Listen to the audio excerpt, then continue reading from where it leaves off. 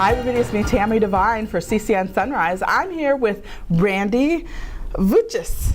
Did I say it right, Randy? You did, nailed it. Okay, because I have been butchering it everywhere. It's okay. I do it too. And it's okay to like face that way, but you can look at me. We'll have a nice discussion over here. You're Okay, here too? Here I am. I wanted to talk with you because you're really working with veterans, partly because you're a veteran yourself, yes.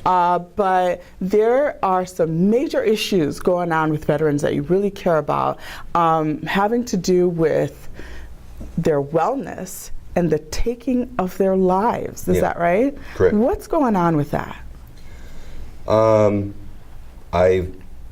First I want to say that there is a lot of amazing work being done in the field. I think that there are a lot of veterans that are very well served by the VA and by the other institutions. The Veteran Choice Program that existed for a while recently had its funding cut, as last I've heard. But the core of that program was to be able to get veterans out to other services. If the VA wasn't able to provide the service in a certain amount of time, you would go to a facility, they would take care of you and take care of some of the ancillary intake, things like that, that the VA might not have had the time for. So you say funding has been cut, and I'm going, whoa, whoa, whoa, yeah. What's up with that? Because, I mean, the veteran issue tends to be a huge one for President Trump. He talks about it at all of his rallies, and every time he has an opportunity to talk about veterans issues, he's talking about them. How is funding being cut? What do you mean by that? Well, the VA is largely publicly funded, and the issue is that yes, it has been the forefront of a lot of the discussions, and everybody loves the veterans, and everybody wants to do their most for the veterans, but I think that they don't really know how to access the veteran community or to tap into the needs of the community, because it might be kept to this larger scale, and there are enough veterans getting good care that it kind of seems to be improving. Mm-hmm. But there are still a lot of issues and pockets that need to be dealt with. Well, one of the things is that, from what I understand, is that veterans can now go to the doctor of their choice, right? And it will be paid for by the VA. And that's what the Veterans Choice Program was doing. That's the program that recently, as of last month, had its funding cut. I haven't read otherwise since. Really? Yeah, the issue is you're dealing with a huge shift in the VA right now. Dave Shulkin, who was the last holdout, he was the pretty much in charge. He was an Obama era, the last Obama era holdout in the VA. Was a staunch dissenter of privatization of the VA.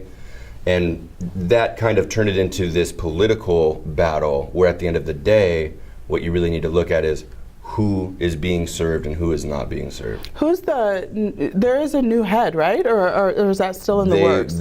He just appointed somebody. They kind of sailed through the confirmation. The first person he was going to appoint, I believe, was his private doctor. His private doctor. I believe the name was Ronnie Jackson. Yeah. Mm-hmm. And he had some issues. Didn't go through the confirmation.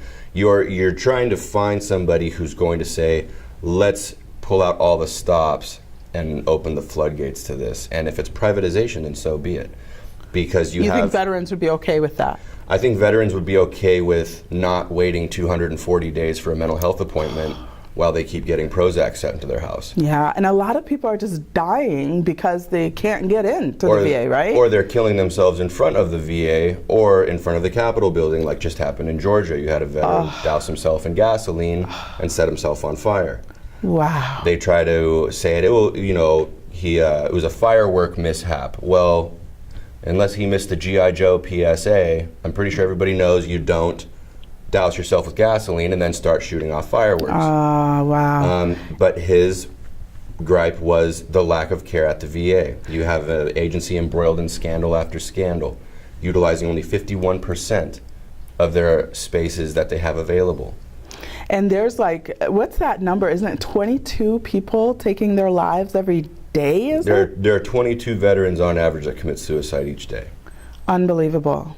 Yeah, and the largest group at risk right now is the Vietnam veteran generation, who came back and knew they were going to get nothing, knew they were going to get spit on, and now it's our generation of veterans that are trying to do our best to mend that. You have Vietnam veterans who have died from Agent Orange poisoning, and only now are their families being told, you might get some compensation for the Agent Orange, you know. Oh, wow. So. Well, you're part of an organization called Wellness Works. Yeah, I was until recently. I was on the board of directors for a veteran nonprofit called Wellness Works in Glendale, California. The website's wellnessworks4veterans.org, the number 4. Okay. And we also have an event coming up in September where we walk the bridge for 3 days, and it's an outreach program to reach out to the civilian community as well, to say, hey, come join us. We're going to walk this bridge for 3 days to raise awareness for the veteran suicide rate. In this country, you have seen a shift in the zeitgeist of suicide. Anthony Bourdain, Kate Spade. Very high-profile suicides. Very high recently. profile, very successful, and people that, I never saw it coming. But the thing is that they're people, and they're suffering. And the idea is that the suffering that the civilians go through isn't much different than what military people go through. We still have trauma, we still have loss. If it's sexual trauma, if it's combat related, if it's not combat related, if it's stress, if it's anything like that, these are common suffering themes. But there's been a division where, well, if you've served, your suffering is this much higher than just the civilians, and I think that that's short-sighted. I think that it's time for us to say we're all hurting, we're all suffering. Let's come together and find mutual healing, and that's what Wellness Works does. Yeah, and I want to know, I think people want to know, is there a silver lining? Are things getting better? Do they anticipate things to get better with the VA? And what's it going to take? Well, I think there have been changes. I think that, if you read an article about suicide now, they've been doing this in United Kingdom for years, that if somebody commits suicide, at the end of it, there's a suicide hotline number. They just started doing that, because of Kate Spade and Anthony Bourdain's deaths. So I think that, yes, you can see some market improvements. The thing with suicide is that if you think you're okay, you don't go seek help. And it sneaks up on you. And the next thing you know, it's right on your shoulder, and you never saw it coming.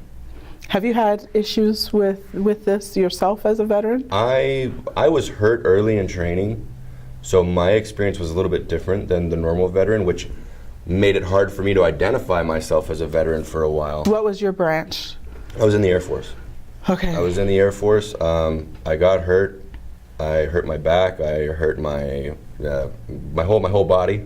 Were you in combat? No, it was training. Okay. And those are the things. It's not always something that's so glamorous as being hurt in war. Why that's glamorous, but it's these are these things, these ideas that start to be created by maybe Hollywood of what battle is supposed to be like, of what the veteran experience is supposed to be like. Oh, was it combat? And then you run into a pride issue. Do I say no, I wasn't in battles? I got hurt in training. There's no shame in that. Not at all. But now I've done as much as I can in my civilian life to look out for my veteran family and say that my oath didn't end when my service ended. And I think that is something that's critical, and it's something that's missing in the population today. Because what veterans are able to do is dig in deep, fight the good fight on their own, and when they're told there's no supply coming, there's no exfil, there's no hope, you're on your own, thank you for your service, we'll fight and we'll fight and we'll fight, and instead of getting taken by the enemy, we'll kill ourselves. And we'll do it in a way that hopefully doesn't hurt the civilian community. Except this gentleman who set himself on fire in front of the Georgia Capitol building. There was another Gulf War veteran who self-immolated in front of a VA, I believe it might have been in Minnesota. It's just heartbreaking, but it's happening because they're not being heard and needs are not being met. There's also a problem with not asking for help. And I think that that's a huge component. is that when you've done a job for so long, so well, and then you come back and you're like, I can't hack it in the civilian sector, what's wrong with me? So there needs to be continued and maybe greater outreach to the vets to say, please ask for help when you need it. Well, there also needs to be a unification of these veteran groups. Right now, like I said, they're very individualized and insulated from each other. There are a lot of veteran organizations doing a lot of good for veterans around this country, but we're not on the horn with each other. And you give us ubiquitous dissemination of actionable intelligence and watch us change the face of this planet. That's what we do.